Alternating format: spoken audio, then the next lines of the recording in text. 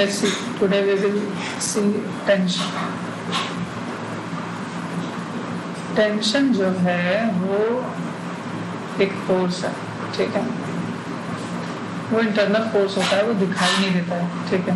वो तब लगता है जब आप किसी चीज़ को खींचते हैं, ठीक है। जैसे कल मैंने स्ट्रेस के बारे में बताया था ना, एक रॉड है, ठीक है। रॉड को आप जैसे तैसे मोड़ेंगे या खींचेंगे तो इसमें क्या होता है, इसका लेंथ हल्का सा बढ़ने का कोशिश करेगा ना, खिंचाने का ही कोशिश करेगा। तो इसी खिंचाव को रोकने के लिए नेचुरल टेंडेंसी होती है, एक रिस्टोरिंग फोर्स लगाता है ये रॉड, ठीक है। वही ओरिजिन है स्ट्रेस का, उसी को स्ट्रेस कहते हैं जो रिस्टोरिंग फोर्स लगता है, ठीक है। सिमिलरली एक धागे में क्या होता है, देखो मान लो ऐसे दीवार में एक यहाँ पे हुक है और हुक में एक धागा बांध दिया और ऐसे लटका दिया, इसके दूसरे सिरे पे कुछ भी नहीं लटका हुआ है, ठीक है। तो इस धागे के जो पार्टिकल्स होंगे, जैसे छोटा सा एलिमेंट ले लेते हैं यहाँ पे, उसको मैग्नीफाई कर लेते हैं देखने के लिए, धागे का छोटा सा पार्ट लिया, ठीक है, इतना बड़ा में भी, ठीक है, ये धागे का पार्ट है। तो बताओ इस धागे के पार्ट में हर मॉलिक्यूल दो अलग अलग उसको लेते हैं, पार्टिकल को लेते हैं, ठीक है, पास पास। तो क्या इस पार्टिकल को इस पार्टिकल से कोई दूर खींचने की कोशिश कर रहा है? अगर इधर कुछ भी नहीं लटका हुआ है तो ये नेचुरली बस ऐसे ही लटका रहेगा, बताओ। मास अज्यूम नहीं करना, बिल्कुल लाइट है, मासलेस है। तो मुझे बताओ कि ये जो पार्टिकल ए है और बी है, इन दोनों में सेपरेशन की टेंडेंसी होगी कभी नहीं?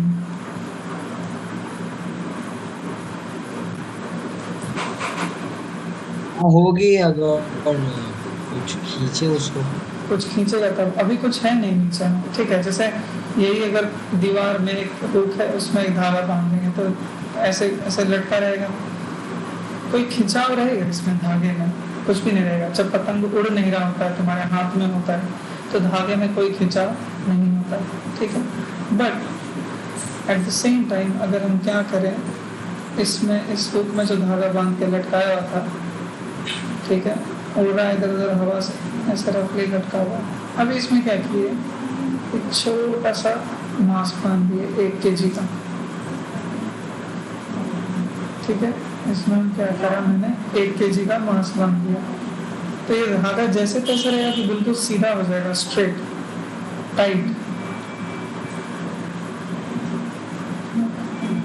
हो जाएगा खिंचाव के कारण। तो होता क्या है कि दूसरे साइड से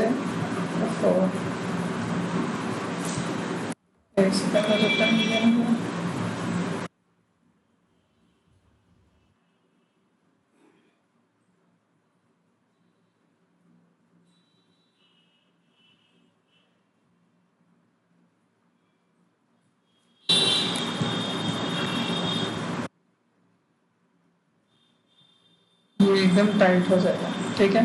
तो अगर अब तो मैग्नीफाई करोगे तो ड्यू टू दिस वेट, यहाँ पे जो 2 पार्टिकल्स हैं, ठीक है, इस धागे के जो 2 पार्टिकल्स हैं ए और बी, तो ए के रेस्पेक्ट में बी को क्या होगा, इस वेट के वजह से बी क्या है, नीचे खिंचाने की कोशिश करेगा कि नहीं? तो ये जो ए और बीच के बीच का जो सेपरेशन है, ये इंक्रीज हो जाना चाह रहा है, किस वजह से? क्योंकि नीचे एक वेट लटका दिया गया। तो इसी चीज को रेजिस्ट करता है धागा, जैसे ऊपर रॉड रेजिस्ट कर रहा था डिफॉर्मेशन को, एक्सपेंशन को, उसी तरह ये रेजिस्ट करता है इस डिस्टेंस के चेंज होने को, धागे के लेंथ को चेंज होने को। ये इलास्टिक नहीं है धागा, ठीक है, इसका लेंथ जो है रबर की तरह नहीं है, ये फिक्स्ड लेंथ का धागा होता है। जो थ्रेड हम लोग लेते हैं, थ्रेड या स्ट्रिंग जो भी लेते हैं फिजिक्स में, जब हम टेंशन पढ़ रहे होते हैं, तो ये फिक्स लेंथ का होता है। तो इसके फिक्स लेंथ में चेंज होने का कोई सवाल पैदा नहीं होता है। तो ये कैसे पॉसिबल है? अगर बी को नीचे खींच रहा है तो धागे में कोई एक इंटरनल टेंडेंसी होनी चाहिए पॉइंट बी को ऊपर खींचने की, तभी तो बी वहां का वहां पर रह पाएगा। बोलो।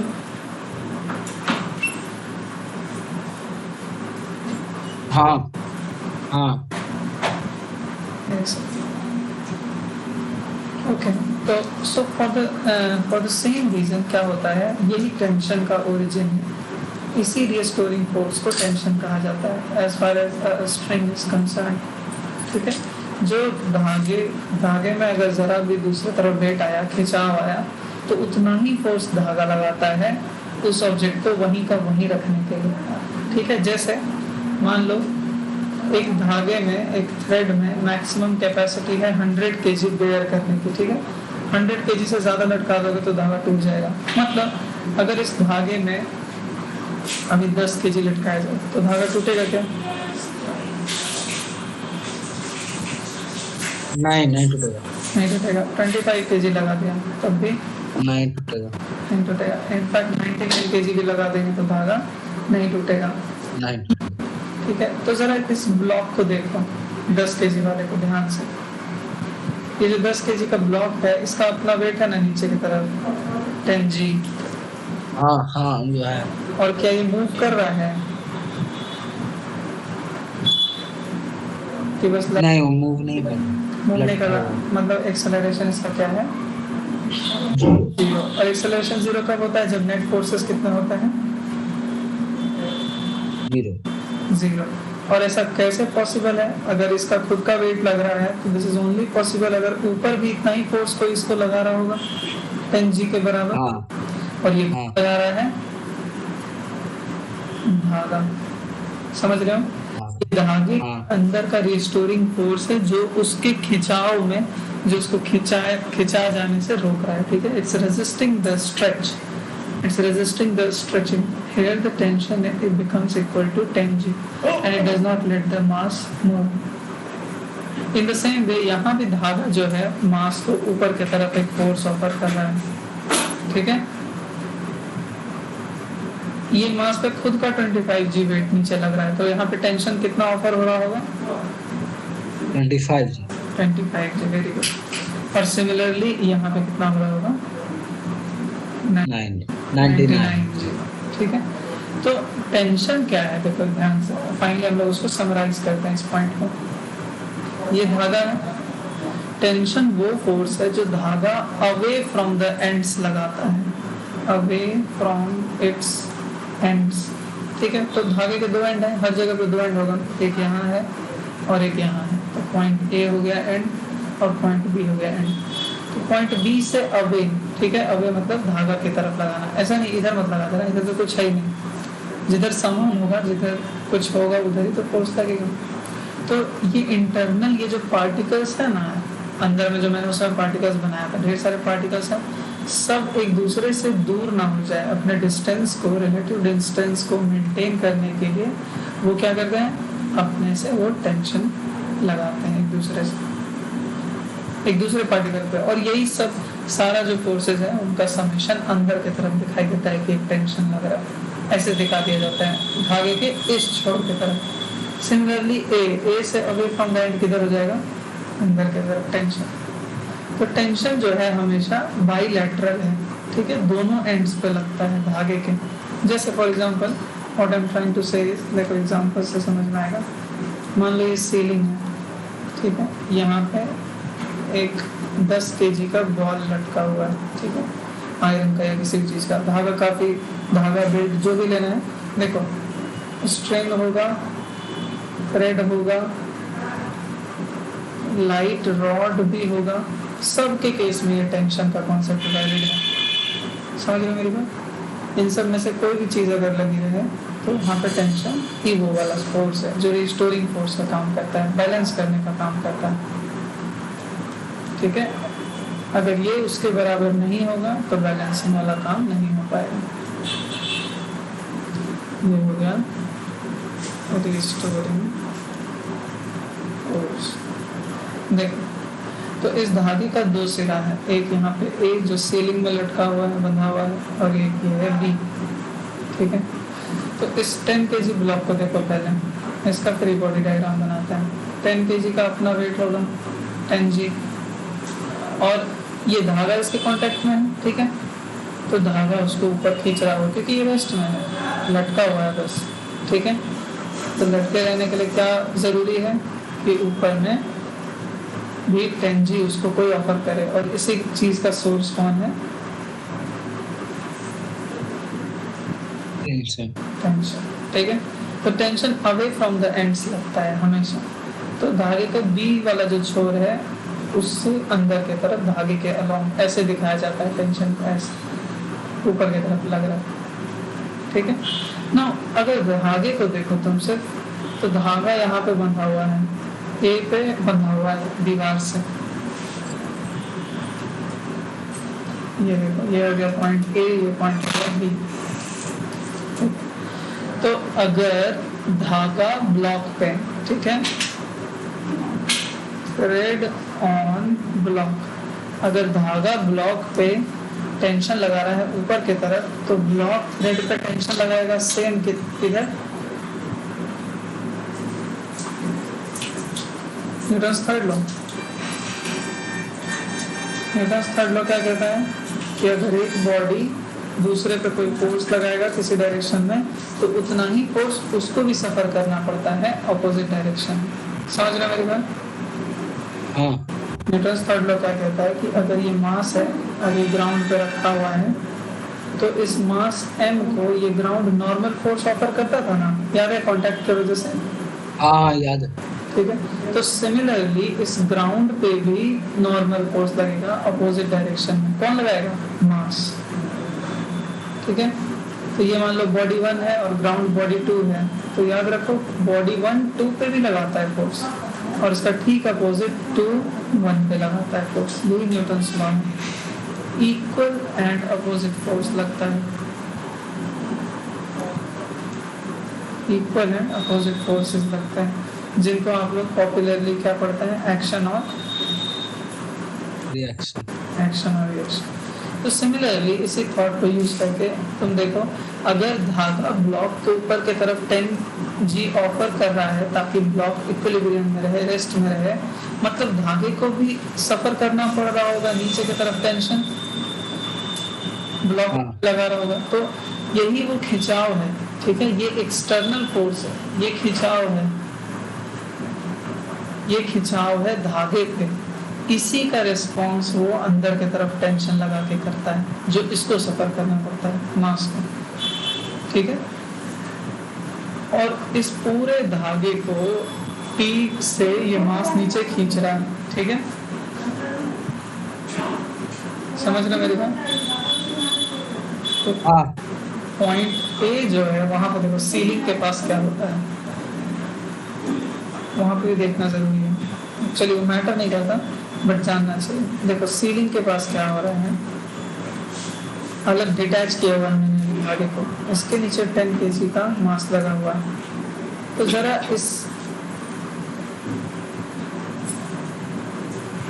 इस सिस्टम को देखो तो, धागा प्लस मास जो एक साथ लटका हुआ है। ठीक है, तो धागे का तो कुछ वेट है नहीं। ठीक है, ऑब्जर्वेशन के लिए हम लोग एक साथ एक दो ऑब्जेक्ट को कंबाइन करके भी देख सकते हैं। तो इसका अपना वेट लग रहा है नीचे। ठीक है, इस वेट को अगर यहाँ पे कैंची से काट दिया जाए दीवार के पास धागा को, तो ये नीचे गिर जाएगा कि नहीं? हाँ, नीचे गिर जाएगा। मतलब इस धागे, अच्छा यहाँ पे काटेंगे तो धागा के साथ गिरेगा कि धागा अलग रहेगा, मास अलग रहेगा? बताओ। साथ ही नहीं गिरेगा, जुटा हुआ है। ऑफकोर्स साथ में गिरेगा। मतलब इस धागे में भी कुछ फोर्स है जो उसको नीचे खींच रहा है। ठीक है, जैसे देखो, what I am trying to say is, तीनों को अलग अलग कर देते हैं। सीलिंग को, तीन चीजों पर ध्यान दो, कौन पे किस पे कैसा फोर्स लगा रहा है। ये सीलिंग हो गया, ये थ्रेड हो गया, ये मास हो गया। तो मास का अपना वेट लग रहा है mg, इसको बैलेंस कर रहा है ऊपर टेंशन।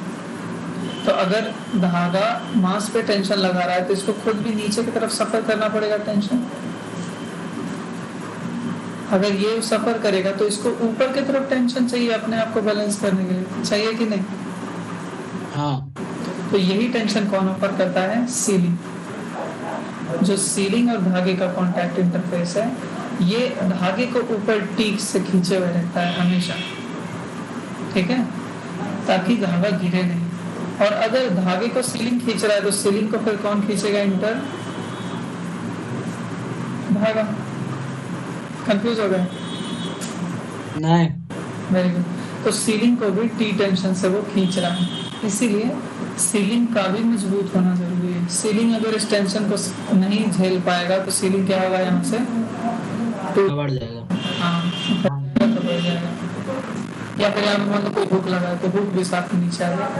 तो यही फोर्सेस ऐसे ही ट्रैवल करते हैं, ठीक है, ऐसे ही ट्रांसमिट होते हैं एक बॉडी से दूसरी बॉडी में। और हर समय हर इंटरफेस पे you have to think about the action as well as the reaction, ठीक है। जैसे देखो एक एग्जांपल मैं बताता हूँ।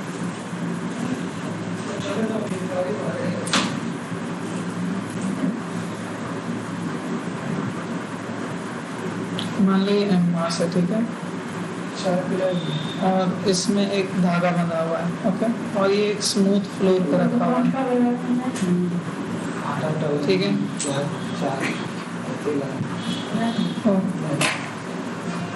लेक्चर रिकॉर्ड कर रहे हैं। तो एम मास जो है उसमें एक धागा बंधा हुआ है, ठीक है।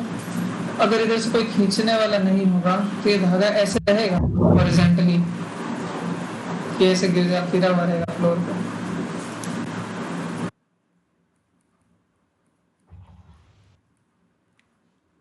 समझ रहे मेरी बात?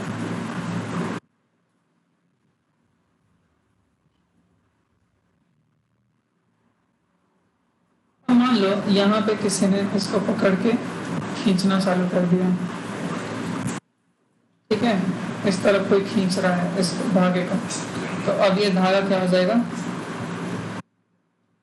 टाइट हो जाएगा। हाँ। अब तुम इधर से कुछ ना कुछ तो फोर्स लगा रहे हो ना। खींचने का मतलब क्या है? पुल करने का मतलब क्या है? कि आप फोर्स लगा रहे हैं। फोर्स लगा। हाँ, तो आप जैसे ही फोर्स लगाएंगे ये धागा टाइट हो जाएगा। और अगर ये वाला एरिया फिक्स होता, अगर ये वॉल फिक्स होता, तो जिस फोर्स से आप खींच रहे हैं उतना ही टेंशन धागे को जनरेट करना पड़ता।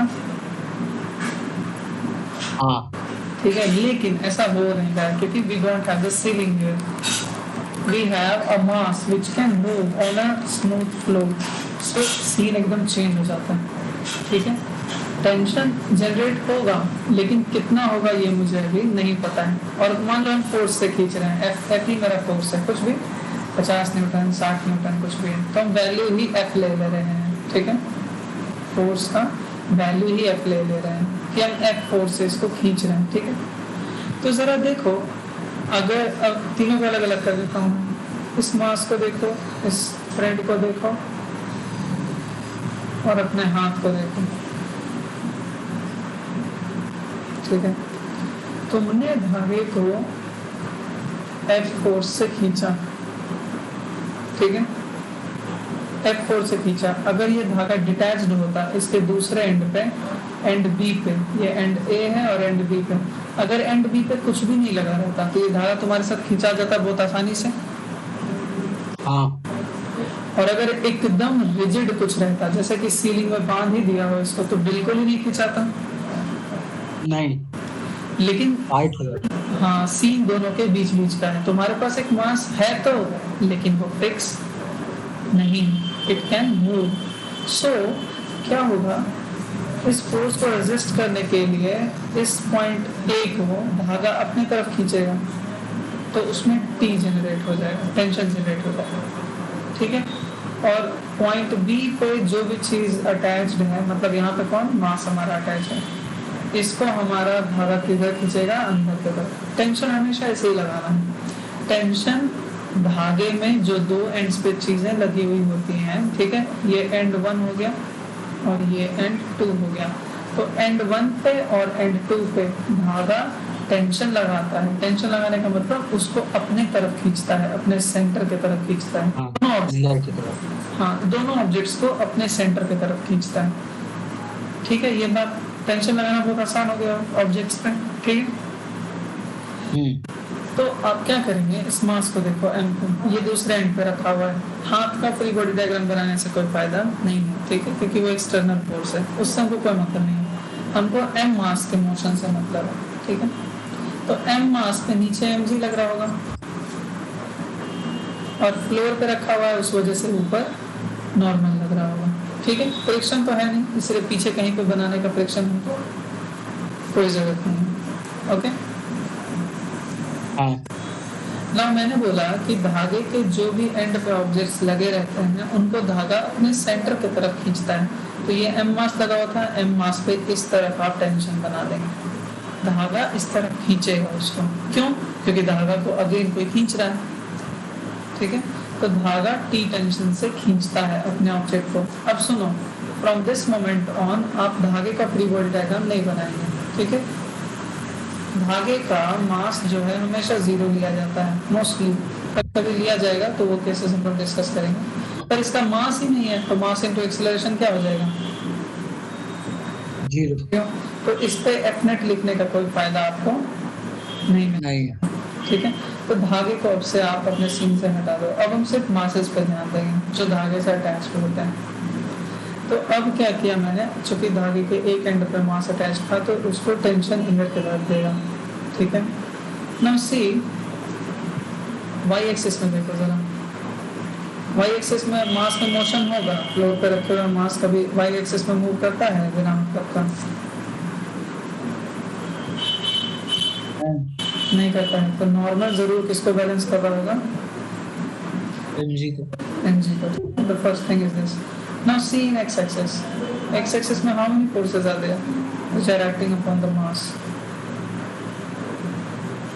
अब स्मूथ है तो फ्रिक्शन नहीं होगा, सिर्फ नहीं होगा, तो सिर्फ क्या है? टेंशन। और टेंशन ही जो है वो रिस्पॉन्सिबल होगा मास इनटू एक्सेलरेशन एक्स एक्सिस में। ठीक है, तो यहाँ से एक्सेलरेशन इन एक्स एक्सिस क्या आ जाएगा? Tension by mass. ठीक है, हाँ नाउ सी धागे का जरा फ्री बॉडी डायग्राम देखो। अब ध्यान दो, मैंने बोला था कि धागा दूसरे ऑब्जेक्ट्स को अपने तरफ खींचता है, तो दूसरे ऑब्जेक्ट्स धागे को किधर खींचेंगे? अपनी तरफ खींचेंगे। तो ये जो इधर मास लगा हुआ था उसको टी टेंशन दिया था राइट हैंड साइड, तो धागे को खुद सफर करना पड़ेगा उस साइड टेंशन। ठीक है, सिमिलरली हमारे हाथ था यहाँ पे।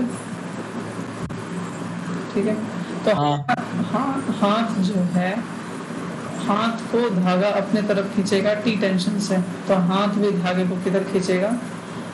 टी टेंशन से। समझ रहे हो? हाँ। और यही टेंशन किसके बराबर है? F के बराबर। ठीक है, क्योंकि यही फोर्स है जो उसको ढकेल मतलब खींच रहा है अपनी तरफ। F फोर्स से तुम जो खींच रहे हो ना, वो इसी में कन्वर्ट हो जाता है, टेंशन में कन्वर्ट हो जाता है। ठीक है, जैसे मान लो हम क्या करते हैं, इधर देखो,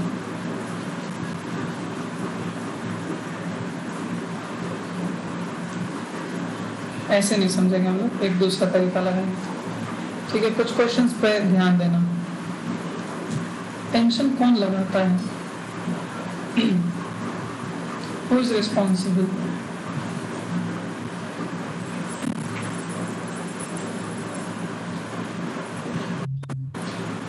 फोर्स।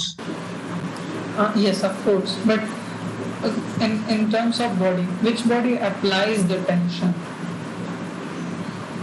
And दूसरा क्वेश्चन ये है, on whom is tension applied?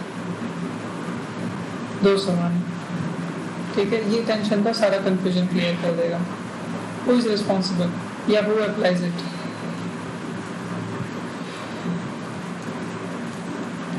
ठीक है, और इनफैक्ट इन दोनों से भी एक और फंडामेंटल क्वेश्चन है, उसको पहले टैकल कर लेता हूँ। वो फंडामेंटल क्वेश्चन है, व्हेन डज इट अराइज? कब लगाया जाता है टेंशन? 3 सवाल हैं, तीनों में टेंशन बिल्कुल क्लियर हो जाएगा। ठीक है, let me answer this for you. When does it arise? जब धागे को दोनों तरफ से खींचा जाएगा। ठीक है, या आपको धागे को एक तरफ आपने फिक्स किया हुआ है और दूसरे तरफ से क्या कर रहे हैं, कोई फोर्स लगा रहे हैं। ठीक है, यही दो केसेस हैं जिस केस में टेंशन अराइज होता है। Who applies it? The answer is thread. Thread जो है वो टेंशन अप्लाई करता है, ठीक है, उसके अंदर जनरेट होती है ये कैपेसिटी रेजिस्ट करने की। समझ में आ रही है मेरी बात? थ्रेड जो है उसके अंदर कैपेसिटी जनरेट होती है रेजिस्ट करने की। जैसे वो एग्जांपल याद करो आयरन रॉड का। आयरन रॉड में दोनों तरफ अगर फोर्स से कोई खींचेगा तो इसका लेंथ हल्का सा क्या होगा, चेंज होने की कोशिश करेगा। इस वजह से इसके अंदर क्या जनरेट होता है, स्ट्रेस। इस वजह से अंदर स्ट्रेस जनरेट होता है, और इस स्ट्रेस के वजह से जो भी चीज इसको खींच रही है ना दोनों एंड से, ये उसको भी क्या करेगा, अपनी तरफ खींचेगा। सिमिलरली धागा भी बिहेव करता है। धागे को जैसे ही खींचा जाएगा तो इस एंड पे जो ऑब्जेक्ट बंधा हुआ है या इस एंड पे दोनों पे जो ऑब्जेक्ट बंधा हुआ है उन्हीं को ये फोर्स लगाता है, उन्हीं के ऊपर। तो टेंशन लगाने के लिए धागा बनाने का जरूरत नहीं, ठीक है। You have to draw the objects which are on its two ends, draw the end objects, उन पे टेंशन लगाया जाता है। डायरेक्शन उसका धागे की तरफ होता है। जैसे देखो ये धागा है, ये मास लटका हुआ है, ठीक है। तो अभी हमको धागे को भूल जाओ, तुम इस मास को देखो खाली, तो मास के नीचे लग रहा है mg, और ये mg, हाँ, धागा लगाता है। Who applies it का आंसर है धागा। And on whom is T applied? इसका आंसर है on end objects, जो भी उसके एंड पे बंधे हुए हैं उन पे लगता है। तो यही m एंड पे बंधा हुआ है, तो इसी पे धागा क्या लगाएगा, ऊपर की तरफ टेंशन। समझ में आई बात? हाँ, ठीक है। तो इसी लॉजिक से हम इस क्वेश्चन को देखो टैकल करते हैं जो ऊपर दिया था। m मास है, धागा बंधा हुआ है, यहाँ से कोई F फोर्स लगाना चालू कर दिया, ठीक है। F is something Newton. अभी टेंशन वेंशन कुछ नहीं ड्रॉ किया गया, बस यही क्वेश्चन है, ठीक है, कि find the acceleration of the mass. Now see, आप मास को देखो खाली, ठीक है। तो मास का नीचे फोर्स बना हुआ mg, ग्राउंड उसको ऑफर करेगा ऊपर की तरफ नॉर्मल, और चूंकि y एक्सिस में कोई मोशन नहीं है तो नॉर्मल बराबर हो जाएगा mg का। तो फर्स्ट नाउ देखो ये धागे के दूसरे एंड पे लाई करता है, कर रहा है, तो धागा इस पे क्या लगाएगा, टेंशन। समझ में आई बात? ना अगर धागा इस पे टेंशन लगा रहा है तो धागे पे भी क्या लगेगा, अपोजिट डायरेक्शन में टेंशन। Tension, very good. और धागे के दूसरे एंड पे क्या लग रहा है, फोर्स लग रहा है, F फोर्स लग रहा है, जो उसको एक्सटर्नली कोई खींच रहा है, ठीक है। और धागा है मासलेस, तो धागे का अगर इक्वेशन लिखेंगे, मान लो x एक्सिस में लिख रहे हैं, तो नेट फोर्स हो जाएगा F minus T, F positive इधर की तरफ, T नेगेटिव उस तरफ है, तो F माइनस टी क्या हो जाएगा, मास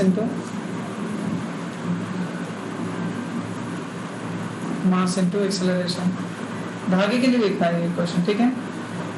तो धागे का मास क्या है, नहीं है जीरो, तो फिर F किसके बराबर हो जाएगा, टेंशन के। तो यहाँ T के जगह पे क्या रख देता है, F, ठीक है। तो अपने आप x एक्सिस में एक्सेलरेशन क्या आ जाएगा, x एक्सिस में एक्सेलरेशन आ जाएगा F और T दोनों में से कोई भी लिख सकता है, डिवाइडेड बाय मास। समझ में आई बात?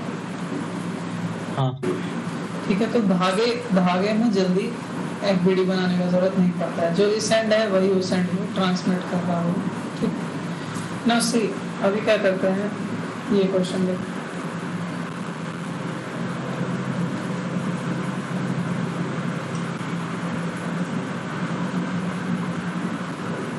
ये एक पुली, ठीक है। पुली का कैरेक्टरिस्टिक क्या होता है, पुली ऐसा होता है, देखो पेन जो है थोड़ा हार्ड फंक्शन कर रहा है।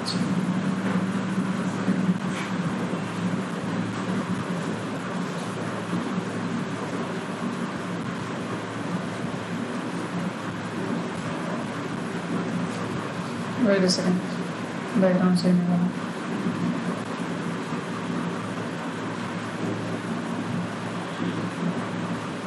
बहुत ज्यादा आवाज हो रहा है।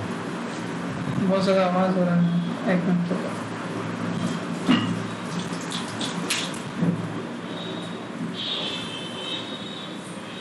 अब थोड़ा कम हुआ। हाँ थोड़ा कम हो गया। ठीक है। It must be the fan. Actually ये जो घर है ना बहुत मेन एरिया में है, so vehicles are always passing by. See this is the pulley, okay.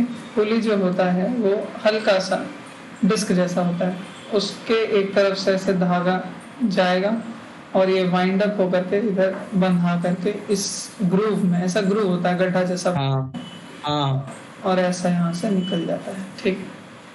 तो इनिशियल जो एनालिसिस है हमारी फिजिक्स की, ऐसे ही ऊपर में कहीं पे गाढ़ा रहता है। तो जो इनिशियल एनालिसिस है उसमें पुलीज को हमेशा स्मूथ लिया जाता है, मतलब फ्रिक्शन को कंसीडर करने की जरूरत नहीं है, ठीक है। और पुलीज को मासलेस पे लिया जाता है, इसके खुद के मोशन पे ध्यान देने की कोई जरूरत नहीं है, ठीक है। तो जब भी पुली मासलेस होगा, ठीक है, जब भी पुली मासलेस होगा तो इस तरफ जो धागे में तनाव है लेफ्ट हैंड साइड में, और जो राइट हैंड साइड में धागे में तनाव है, उसमें कोई अंतर नहीं होता है, समझ रहे हो। मान लो तनाव है, तनाव आखिर आया कहाँ से, मान लो धागा लटका हुआ है, ठीक है, बस ऐसे लटका हुआ है, दोनों तरफ कोई मास नहीं है, तो धागे में कोई भी टेंशन होगा नहीं होगा। नहीं होगा। There is nobody to pull it, so कोई टेंशन नहीं होगा। तो फर्स्ट केस ये हो गया। सेकंड केस, मान लो यहाँ पे 5 kg का मास लटका दिए, लेकिन इधर कोई रेजिस्ट करने वाला नहीं है, तब भी कोई टेंशन होगा धागे में, ये चुपचाप नीचे एक्सेलरेट हो जाएगा, जी से गिर जाएगा नीचे, यही ना, फ्री फॉल हो जाएगा।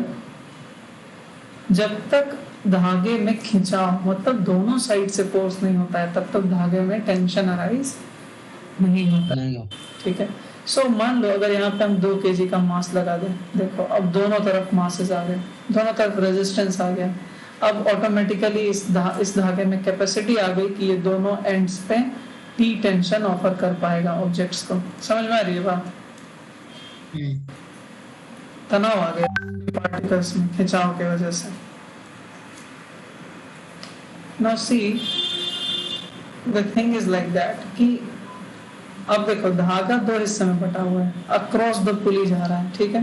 पुली का ये लेफ्ट हैंड साइड हो गया और ये राइट हैंड साइड हो गया, तो इस तरफ का टेंशन और इस तरफ का टेंशन अलग नहीं होता है, ठीक है। कहने का मतलब इस पॉइंट पे, इस एंड पॉइंट ए पे और इस एंड पॉइंट बी पे जो ये धागा टेंशन ऑफर करेगा इन दोनों मासेस को, उनके बीच में कोई डिफरेंस नहीं होगा, समझ रहे हो। टेंशन में कोई डिफरेंस नहीं होगा, ठीक है। मतलब जो इसका तनाव का कैपेसिटी है वो टोटल का टोटल लेफ्ट हैंड साइड से राइट हैंड साइड सेम होता है। मतलब पॉइंट ए पे 5 kg का मास है, तो इसको भी धागा टी टेंशन से ऊपर खींच रहा है, ठीक है, अवे फ्रॉम द एंड, ये ना बताया डायरेक्शन। हाँ, तो away from the end A इधर होगा और away from the end B के लिए भी ऊपर के साइड ही होगा। तो अगर बी का तुम फ्री बॉडी डायग्राम बनाओगे 2 kg वाले का, तो इस पे भी टेंशन किधर लगेगा, ऊपर की तरफ, ठीक है। तो ये पॉइंट ए पे ऊपर लगा रहा है और पॉइंट बी पे भी धागा ऊपर की तरफ लगा रहा है। तो वही मैं कह रहा हूँ कि देखो 2 वेरिएबल्स हैं, एक टेंशन पॉइंट ए पे लगने वाला और एक टेंशन पॉइंट बी पे लगने वाला। So it has been seen that if the pulley is massless, if the pulley is light and smooth, massless और स्मूथ, कोई फ्रिक्शन नहीं है, तो देखा गया है कि इस तरफ के टेंशन में और इस तरफ के टेंशन में कोई डिफरेंस नहीं होता है। नहीं। तो अगर मास होता, फ्रिक्शन होता, तो you would have been compelled to take these 2 variables T1 and T2. Now by assuming this, by taking these assumptions, your problem becomes simpler. Instead of 2 variables, you have now only one variable. Everybody likes one variable, ठीक है। तो अब देखो, अब physics छोड़ दो, अब naturally मेरे को बताओ कि 5 kg इधर लटका हुआ, 2 kg इधर लटका हुआ, किस तरफ ये सिस्टम एक्सेलरेट होगा, कौन किधर जाएगा, 5 kg वाला किधर जाएगा और 2 kg वाला किधर जाएगा? नेचुरली 5 kg में नीचे जाएगा। 5 kg वाला इधर गिरना चाहेगा और हाँ, 2 kg वाला ऊपर। वाला ऊपर की तरफ जाएगा। ठीक है, धागे का लेंथ कांस्टेंट है, धागे का लेंथ क्या है? कांस्टेंट। कांस्टेंट। तो जिस स्पीड से 5 नीचे जाएगा उसी स्पीड से 2 को ऊपर जाना पड़ेगा, नहीं तो धागा टूट न जाएगा। हाँ, और सिमिलरली एक्सेलरेशन के लिए भी यही ट्रू है। ठीक है, अगर 5 नीचे की तरफ ए से एक्सेलरेटेड होता है तो 2 किधर एक्सेलरेटेड होगा? ऊपर की तरफ। ऊपर की तरफ ए से। ठीक है, नहीं तो धागे का जो डिस्टेंस है, जो सेपरेशन है, वो क्या हो जाएगा? टूट जाएगा। टूट जाएगा। ठीक है, तो जैसे ये 5 मीटर का धागा है, पीछे एक आदमी चल रहा है और एक आगे आदमी चल रहा है। अगर आप चाहते हैं कि ये 5 मीटर का 5 मीटर ही रहे तो जिस स्पीड से ये जा रहा है उसी स्पीड से इसको जाना पड़ेगा। हाँ, या जिस एक्सेलरेशन से ये जा रहा है उसी एक्सेलरेशन से इसको जाना पड़ेगा। तो यही एक सिंगल धागा कांस्टेंट लेंथ का ही है, उसी को तो बस पुली के ऊपर से चढ़ा के ऐसे कर दिया गया है और थोड़ी कोई चेंज है। तो ये जो स्ट्रेट पाथ पे आपको दिख रहा है वही कर्व पाथ पे ये चीज हो रहा है। तो जिस स्पीड से ये जाएगा उसी स्पीड से ये ऊपर आना चाहिए, नहीं तो धागा टूट जाएगा। Okay, and that is not allowed in our problems. So you will assume that the acceleration for both of them by magnitude is same. The difference lies only in the direction. तो मास A, mass 5 kg पे tension ऊपर की तरफ लगेगा, मास B पे भी tension ऊपर की तरफ लगेगा। लेकिन ध्यान दो, 5 वाला नीचे की तरफ एक्सेलरेट हो रहा है A से और 2 वाला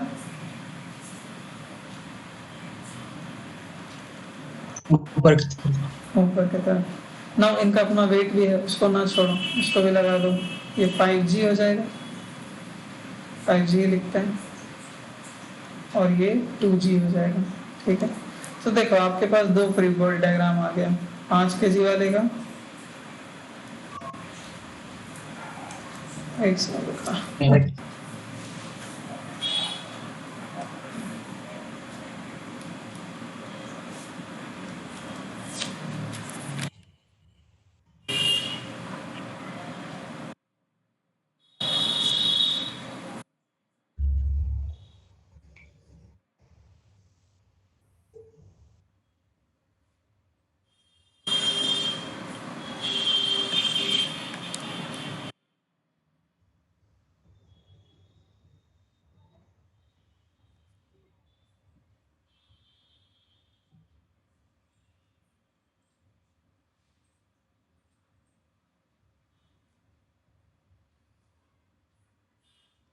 ओके। नाउ 5 kg का मास हो गया और 2 kg का मास हो गया। ठीक है, दोनों में देखो फोर्सेस हैं ऊपर नीचे, इसमें ऊपर नीचे फोर्सेस हैं। इसका एक्सेलरेशन नीचे की तरफ है इन सारे फोर्सेस के लगने की वजह से, और इसमें एक्सेलरेशन ऊपर की तरफ है इन सारे फोर्सेस में लगने की वजह से।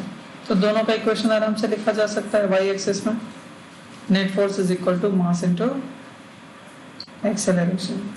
ठीक है, तो इसके लिए देखो नीचे की तरफ 5g ऊपर की तरफ t है, तो 5g माइनस t क्या हो जाएगा? मास into acceleration, 5 into a। Equation number 1। हाँ, इसका एक्सेलरेशन ऊपर की तरफ है तो कौन बड़ा होगा, टेंशन की 2g? हाँ, ऊपर की तरफ टेंशन बड़ा होगा। टेंशन बड़ा होगा। ठीक है, तो t minus 2g equals to 2 into a, और net force is equals to mass into acceleration. ये जो एक्सेलरेशन दिखाया जाता है ना a, ये इन्हीं फोर्सेस के वजह से होता है। ठीक है, इन फोर्सेस के वजह से जो हो रहा है वो दिखाया जाता है। तो इसमें एक्सेलरेशन नीचे की तरफ है, मतलब ऑब्वियसली 5g जो है वो t से क्या होगा? बड़ा होगा, तभी ना a एक नीचे की तरफ एक्सेलरेट हो रहा है। सिमिलर इस केस में टेंशन बड़ा है 2g से। ठीक है, तो इससे आपको क्या पता चल गया? टेंशन जो है 2g से तो बड़ा है लेकिन 5g से छोटा है। तो देखो 2 वेरिएबल्स हैं, 2 इक्वेशंस हैं, a जी। t g नहीं, तो दोनों को तुम कर लो, देखो कितना आता है, बताओ एक्सेलरेशन कितना आता है? g का वैल्यू 10 ले लो, आसान हो जाएगा। 51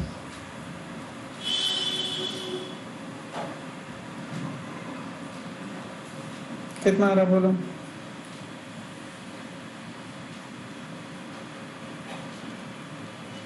दोनों को ऐड कर दो ना, टेंशन कैंसिल हो जाएगा।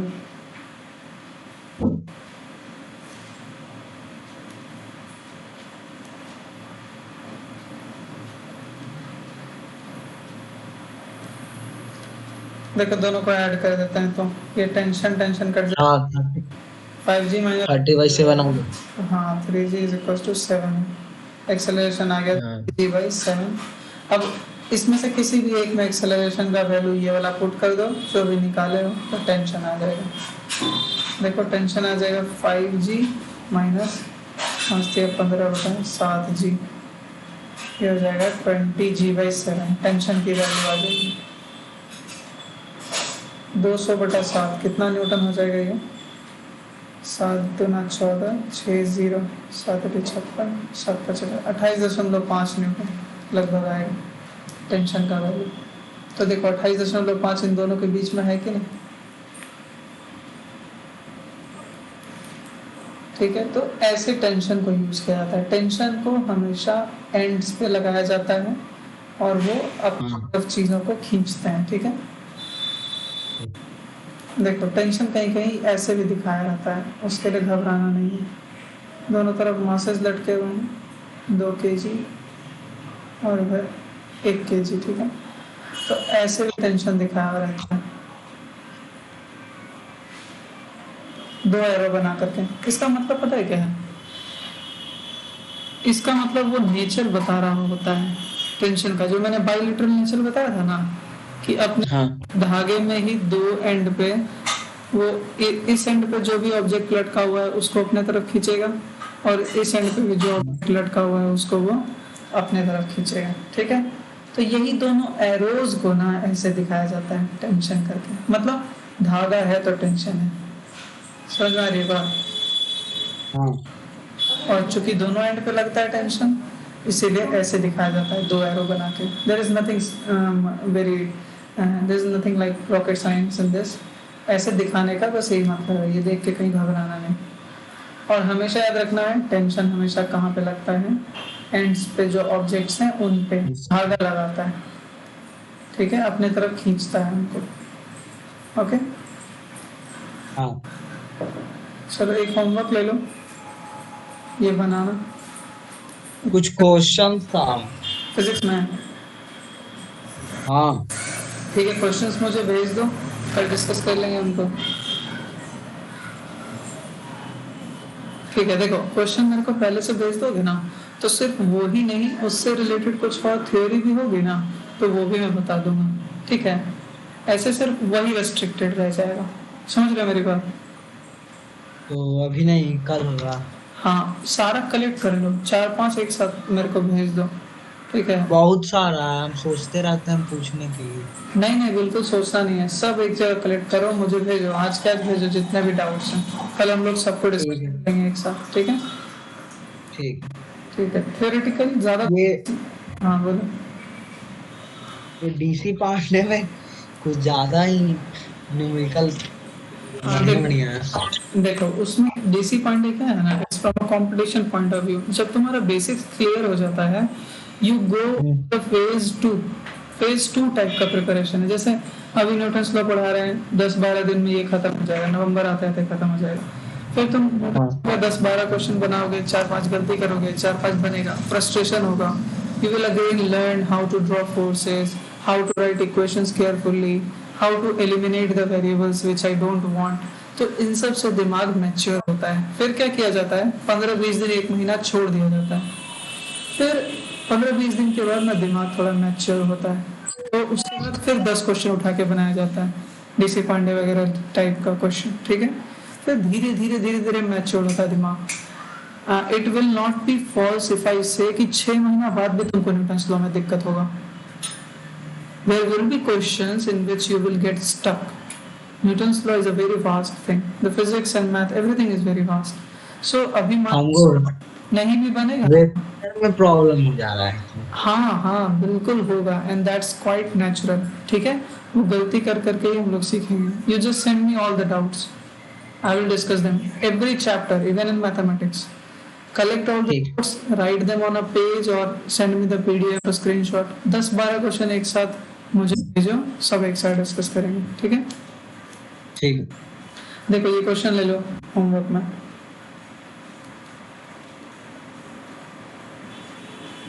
यहाँ पे एक पुली है,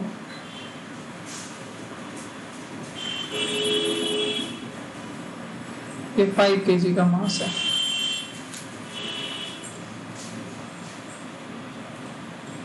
यहाँ पे एक और पुली है और ये ग्राउंड में गाड़ दिया गया है। ये ग्राउंड स्मूथ नहीं है, रफ है, ठीक है। ये 10 kg का मास है, ठीक है। और ये ग्राउंड का कोफिशिएंट ऑफ फ्रिक्शन दिया हुआ है 0.4, ठीक है। आपको प्रेडिक्ट करना है कि whether there will be any motion or not. मैं पीडीएफ भेज देता हूँ इसका, बस सिर्फ यही एक क्वेश्चन जज करना है, फिर इसके आगे एक और करेंगे। तो एक ये भी हो गया और एक जो पिछले क्लास में दिया था, दोनों सब एक जगह पे बना। फिजिक्स का एक अलग कॉपी रखो अच्छे से, मैथ का एक अलग कॉपी रखो अच्छे से, ठीक है। उसी में बनाओ, साफ साफ बनाओ, चाहे कितना भी गलती हो, ठीक है। चलो बाय बाय।